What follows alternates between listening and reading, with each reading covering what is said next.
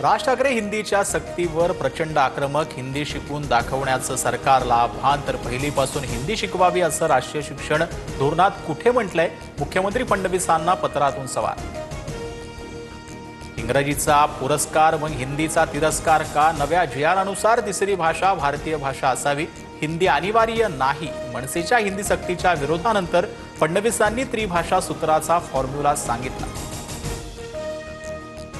राज ठाकरेंशी युती केली तर फायदाच होईल. माजी नगरसेवकांच्या मातोश्रीवरील बैठकीत सूर. सर्वांना विश्वासात घेऊनच निर्णय घेणार, उद्धव ठाकरेंचा शब्द. उद्या शिवसेनेचा वर्धापन दिन कार्यक्रमात उद्धव ठाकरे सर्व भूमिका स्पष्ट करतील. ठाकरे बंधू महाराष्ट्राचे हिताचे निर्णय घेतील. संजय राऊतांकडून विश्वास व्यक्त.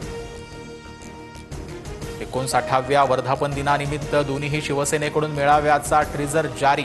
उद्या शमुकानंद सभागृहात उद्धव ठाकरेंचा तर वरळी डोममध्ये एकनाथ शिंदेंचा मेळावा होणार. मंत्री गोगावले अघोरी पूजेनं पुन्हा वादात. दादा गटाच्या सुरत चव्हाणांकडून दुसरा व्हिडिओ ट्विट करत अघोरी पूजेचा आरोप. यापूर्वी वसंत मोरेंकडून एक व्हिडिओ समोर आणत आरोप. जेजुरी मोरगाव रस्त्यावर कार आणि टेम्पोचा भीषण अपघात. दुर्घटनेत 8 जणांचा दुर्दैवी मृत्यू तर 2 मुलांसह 5 जण जखमी. हॉटेलमध्ये टेम्पोतील सामान उतरवताना अपघात.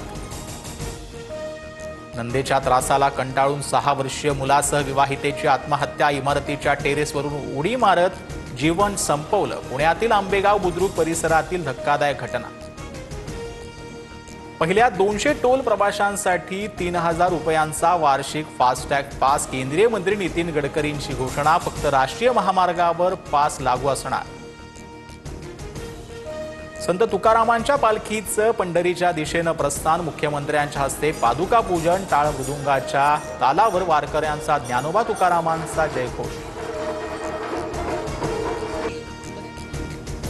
इराण चर्चेसाठी व्हाईट हाऊसमध्ये येण्यास तयार. वाटाघाटी करण्याची इराणची इच्छा. अमेरिकेचे राष्ट्राध्यक्ष डोनाल्ड ट्रम्प यांचा मोठा दावा.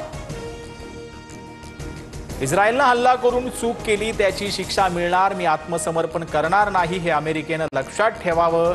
इराणचे प्रमुख खोमेनी यांचा अमेरिकेचं इस्रायलला धमकीवजा इशारा.